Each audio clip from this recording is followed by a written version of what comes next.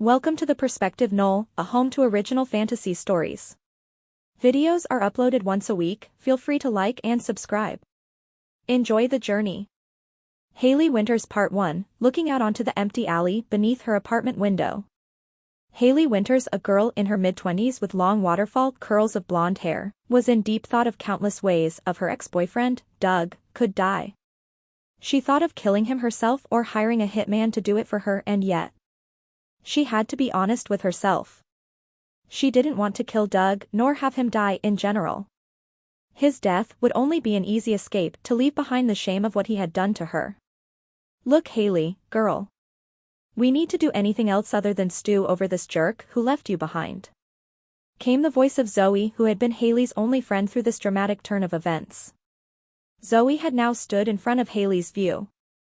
She had taken off her glasses and tossed them on the nearby nightstand and snapped her fingers in front of Hayley's face. Hello, Earth, to Hayley. Hayley merely shook her head and slowly locked eyes with Zoe. How does this keep happening to me? Is it the type of guys I go for? Is it my face? You need to stop. Zoe had placed her hands on her shoulders. This is anything but healthy. You need something to take your mind off this breakup. Please come with me to the orchestra tonight. I got us tickets to specifically get you back into the world. Maybe I don't want to, did you ever think of that?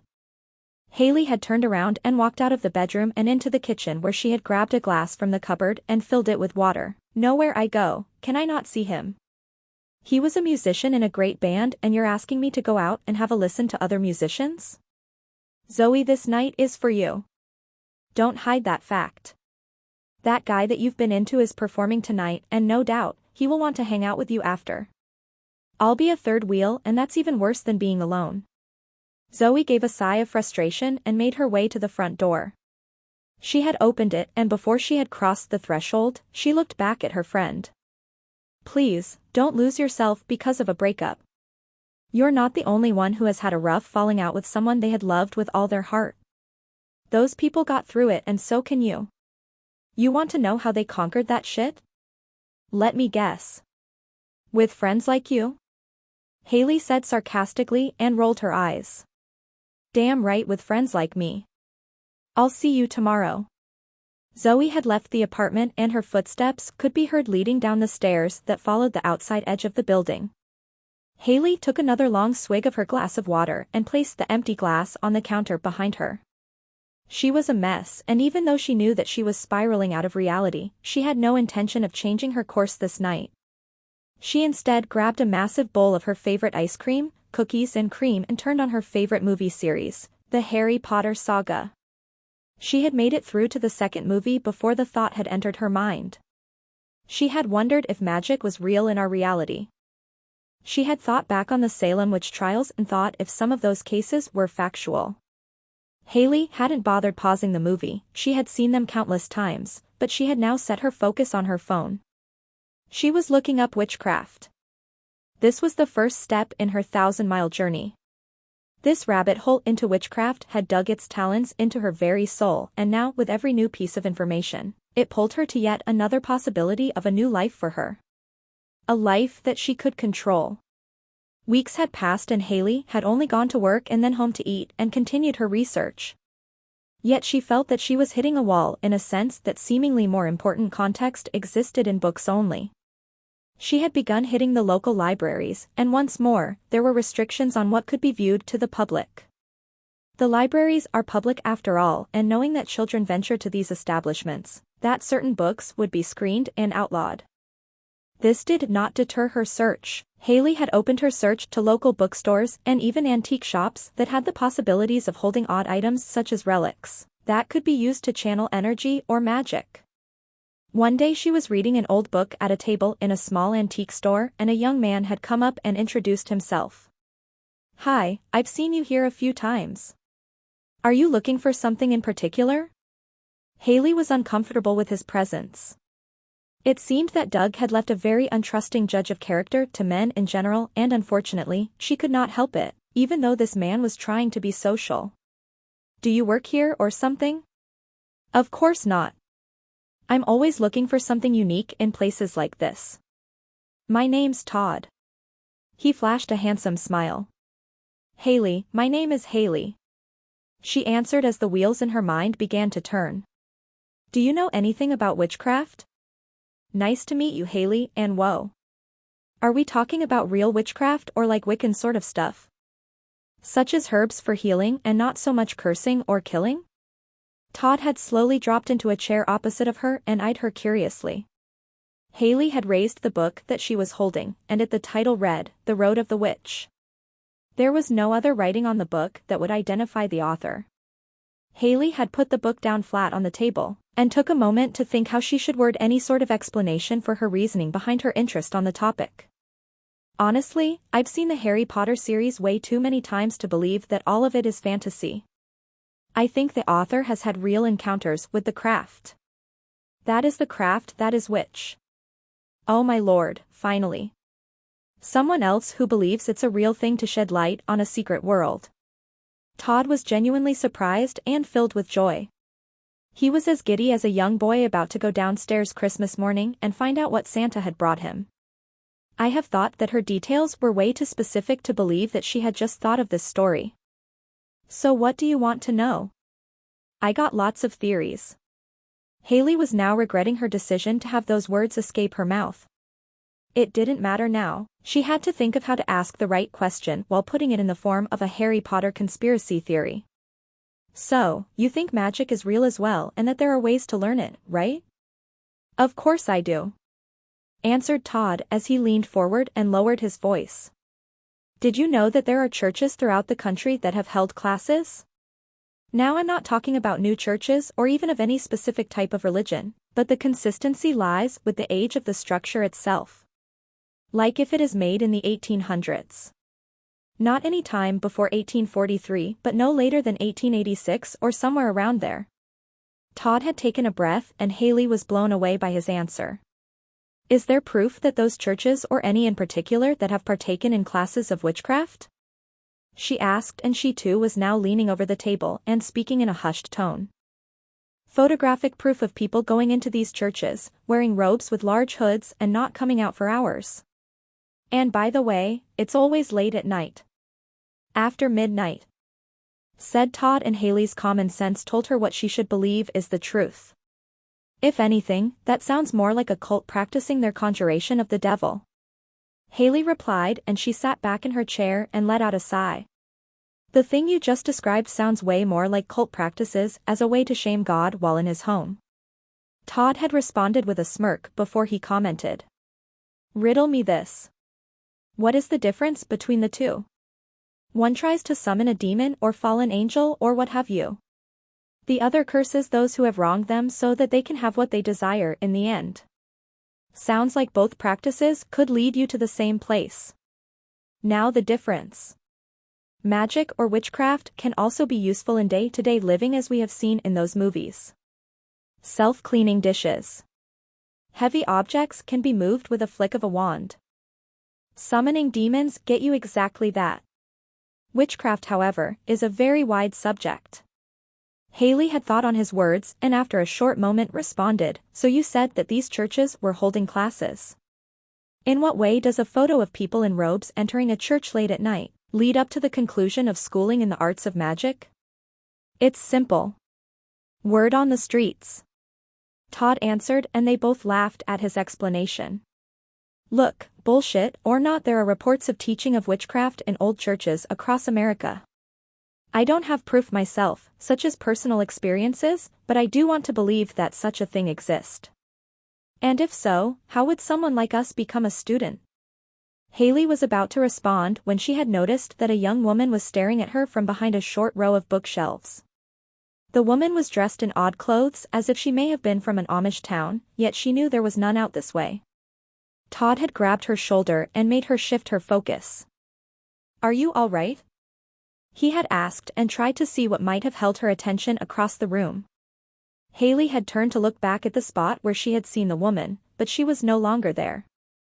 Without saying a word, she had stood up and walked to the row, and as she turned in, there was a single book lying on the floor. Todd had followed her, and he too was eyeing the book with curiosity. Hayley scanned the room one last time, hoping to catch a glimpse of the woman. Even though she had not seen her, she could still feel the eyes of her, holding her as if nudging her towards the book. Feeling like this was a sign, she had picked up the book and she had noticed something was inside the pages. She opened it up and there was a rose, a black petal rose with a black stem. She at first thought it was charred, but every bit of the rose felt real and as if it was freshly cut. You know. A black rose is a mark for death or that someone has died. Todd had slowly spoke as he studied the flower over Hayley's shoulder. It also signifies a new beginning. A rebirth of things. Hayley said as she had studied the rose further. This isn't a normal black rose. She couldn't place exactly what made her say those words, but her logic told her that it wasn't natural. She had looked around once more for the woman and failed to see her again. Look at that, it's handwritten. Todd had pointed out something that was recently written on the same page where she had pulled the black rose from. Bardstown? Hayley read the name as he had said it out loud and she then pulled out her phone and punched the name into the Google search. The first thing that came up was a beautiful town in Kentucky. She looked at the rose and wondered. I bet this rose came from Bardstown, Kentucky. I think that woman is trying to help me. Wait. Todd was having trouble keeping up with this odd turn of events. What woman?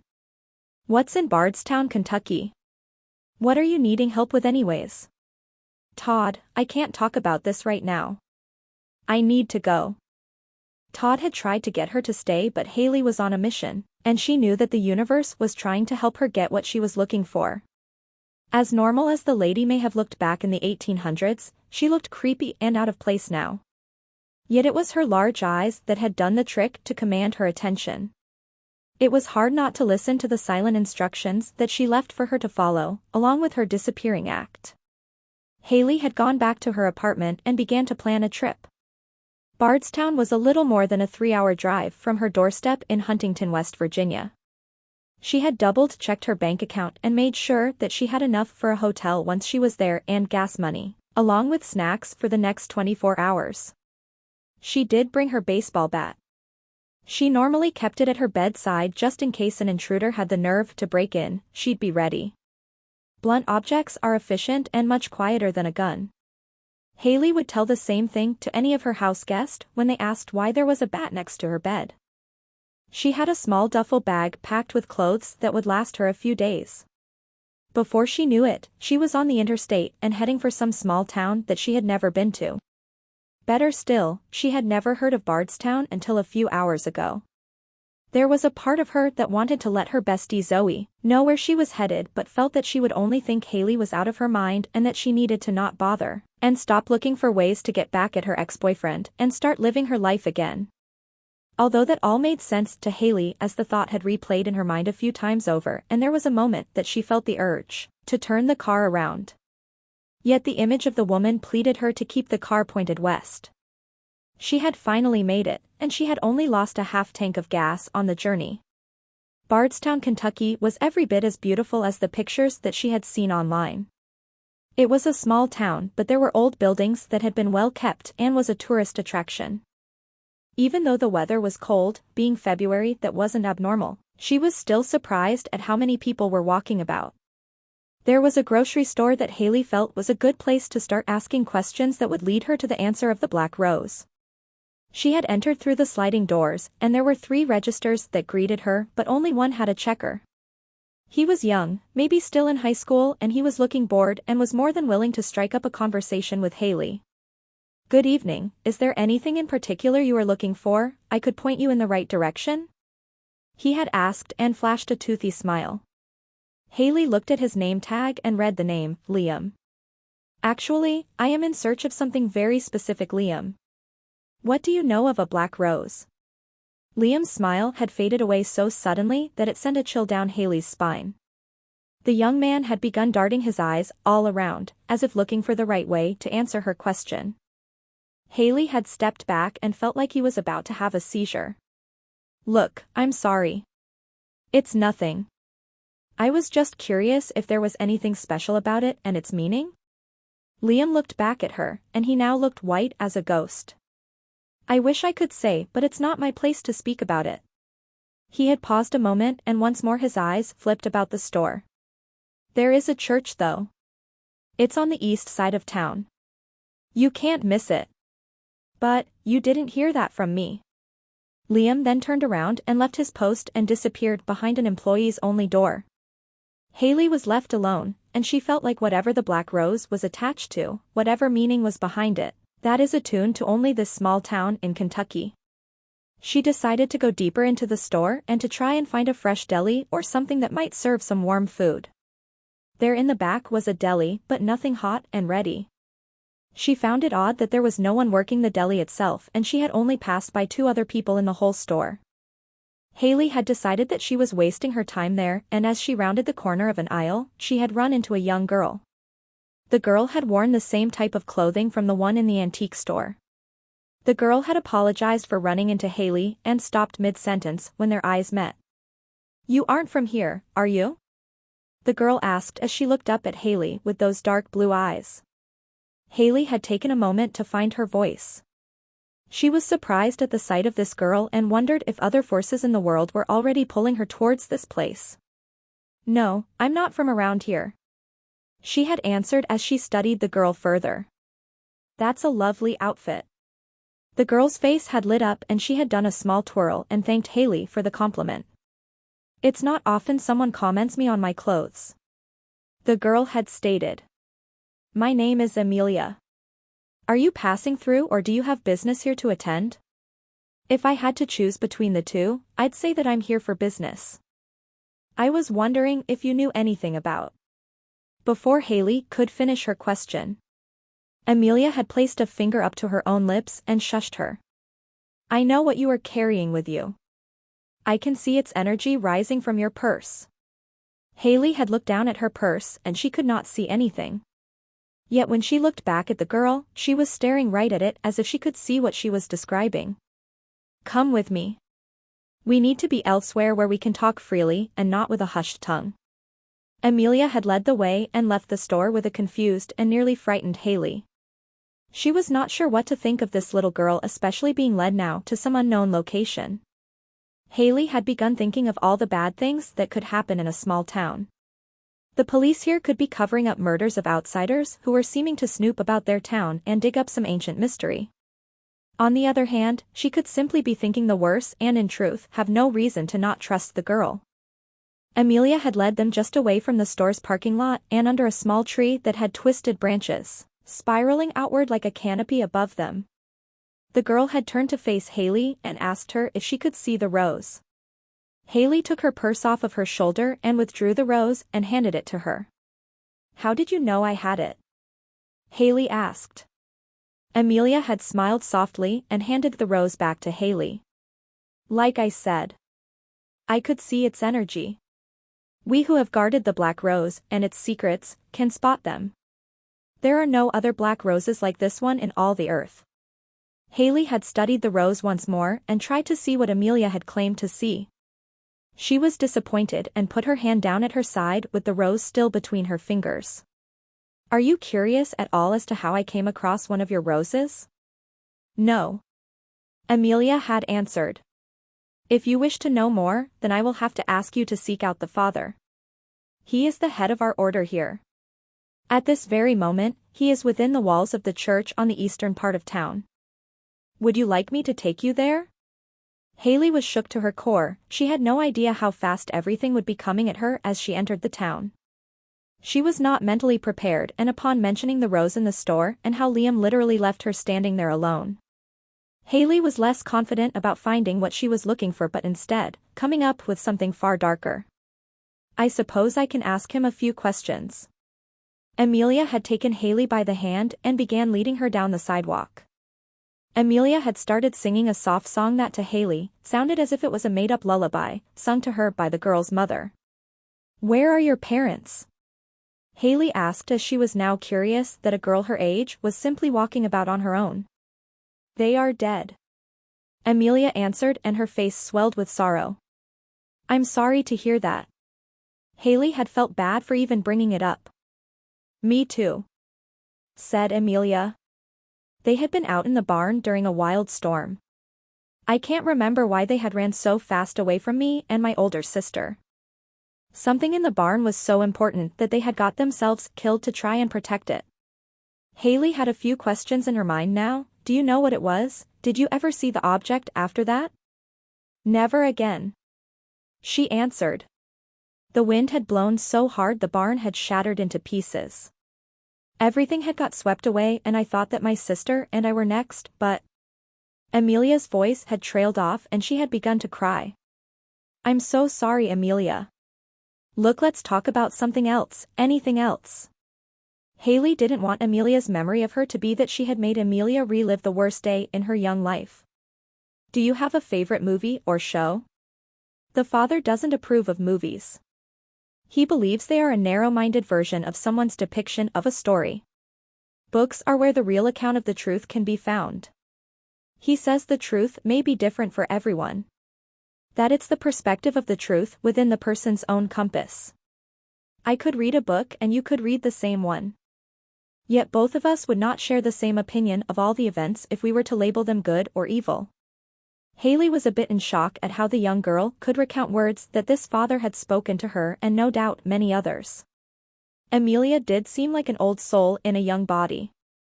Hayley was very curious now to meet the father and see how he might help shed some light on her situation.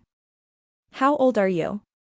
Amelia looked up into Hayley's eyes and merely smiled.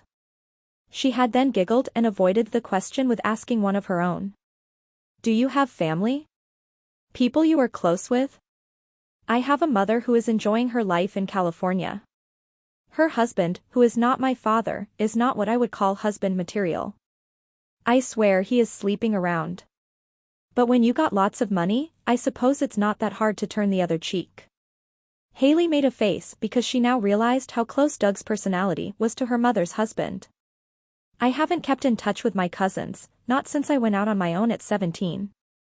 Most of my family is around the West Coast and I really thought that secluding myself and having a fresh start would be what my soul needed. Hayley paused and the sense of failure had begun to fill her. My life isn't what I planned when I was in high school. I think the more you try to plan out everything, the more things get thrown about. All it takes is one moment. One decision to get you on a path that leads to the best you. Amelia had commented, and as if sounding like a fortune cookie, she had allowed her words to melt into Hayley's thoughts before the silence was broken again. The conversation turned to fewer deep thoughts as they passed through a few more blocks and arrived at a smaller, white stone structure with a steel cross standing like a beacon over the top of the double doors. There was a large stone near the sidewalk, and it was nearly the size of a VW bug. It read, Church of the Father and of the Rose. Established 1888. He waits for you. Go on in and the new path will be led before you to choose. Amelia had turned and continued further down the sidewalk and begun skipping and humming a melody. Hayley found it a little odd, and then the words that Todd had told her about the older churches have been seen holding classes for possible witchcraft or devil worshipping. This one had fit the description, mid to late 1800s. Hayley took a deep breath and walked up the 6 steps that led to the doors and slowly opened them.